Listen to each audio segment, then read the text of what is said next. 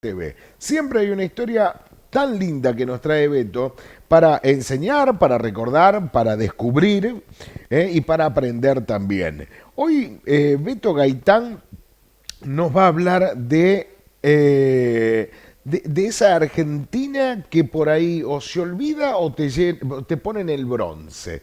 Viste, no tenemos término medio. Así que él nos explica un poquitito de esas cosas que tenemos, de esas mañas que tenemos los argentinos a veces y que por más que pasen los años no lo vamos a dejar. Así que vamos a continuar con todo esto. Argentinos sin Domesticar TV, Beto Gaitán, buen día. A ver. Somos argentinos sin domesticar. Somos de acá.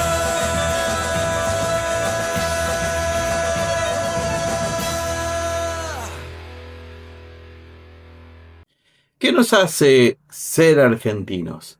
¿Es la tierra, la lengua, la bandera o las heridas que elegimos no mirar?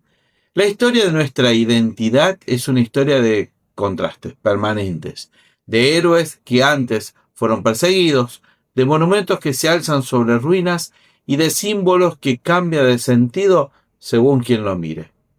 Porque ser argentino, más que una certeza, es una construcción, un relato que sigue escribiendo entre la memoria y el olvido.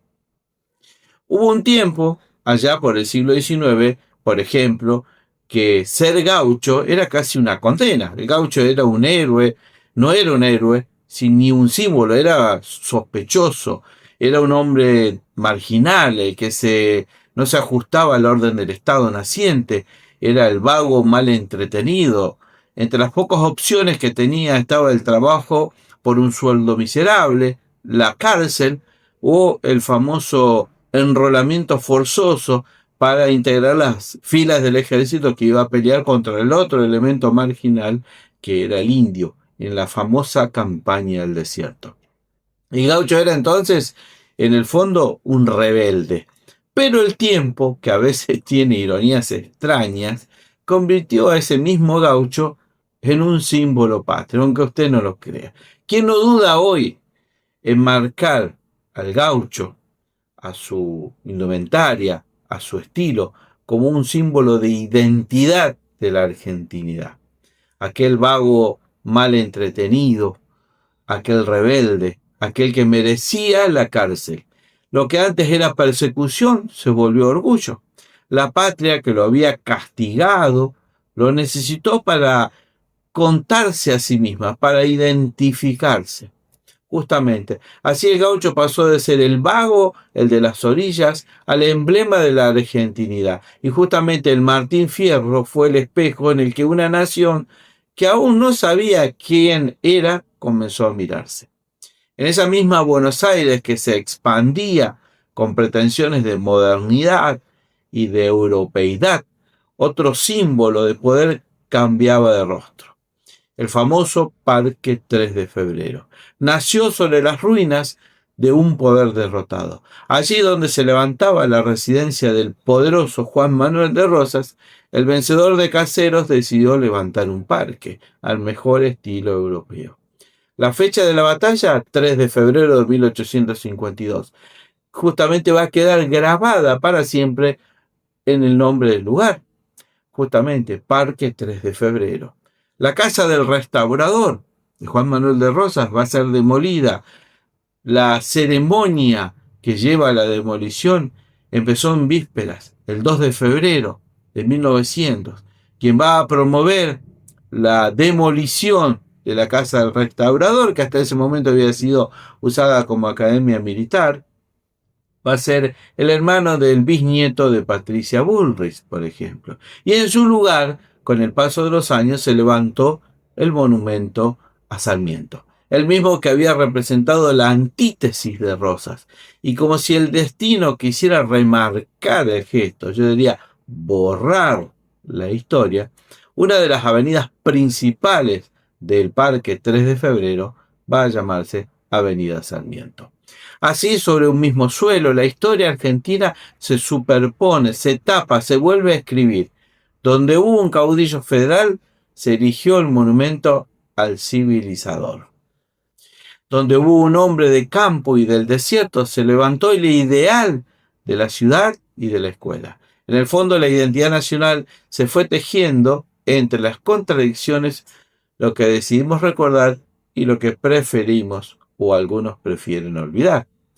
Pero allí no se detuvo la cuestión. Llegaron los inmigrantes, millones de hombres y mujeres cruzaron el océano trayendo lenguas, costumbres, religiones, sueños. Y otra vez la pregunta resurge. ¿Qué era ser argentino? ¿El gaucho, el hijo de europeos, el criollo, el indio o el obrero? La identidad se volvió una mezcla, un mosaico, diríamos un crisol, un intento permanente por encontrar un nosotros, entre tantas, pero tantas diferencias. Y en ese proceso los monumentos comenzaron a cumplir también un papel fundamental, porque los monumentos no solo conmemoran, también enseñan, seleccionan y hasta olvidan.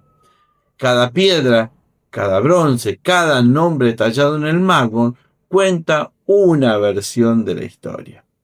Construimos monumentos para recordar, pero también para decir quiénes queremos ser. Un monumento emblemático es el Monumento a la Bandera en Rosario. Resume justamente todo eso. Allí el símbolo más puro, el que más nos identifica y nos representa, nuestra bandera nacional, se eleva sobre una ciudad donde conviven las raíces criollas con la herencia de los inmigrantes. No es casual que esté hecho de piedra, de mármol, de materiales que son eternos. Es la voluntad de un pueblo de permanecer.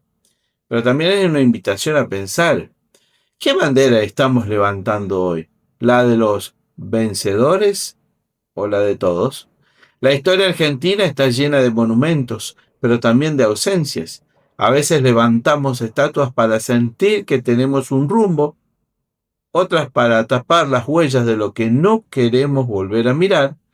El gaucho perseguido se va a convertir en un héroe, el caudillo borrado por el parque, el inmigrante que vino a reinventar la nación, todos forman parte de una búsqueda inacabada de lo que significa el ser argentino, o como decimos nosotros, el ser argento.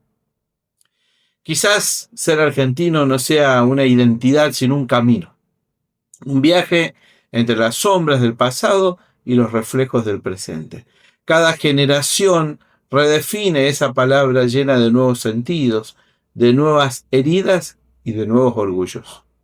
Tal vez, y solo tal vez, en esa mezcla imperfecta del bronce, de la tierra, de la historia, se esconda nuestra verdadera esencia, la de un pueblo que nunca deja de reinventarse, el ser argento. De esta manera terminamos. Más que un relato histórico, vas a hacer una reflexión. ¿Quiénes somos? ¿Por qué somos como somos? Un pueblo que nunca deja de reinventarse. Y vaya que sí hay ejemplos en nuestra historia. Nos vemos el próximo martes. Chao.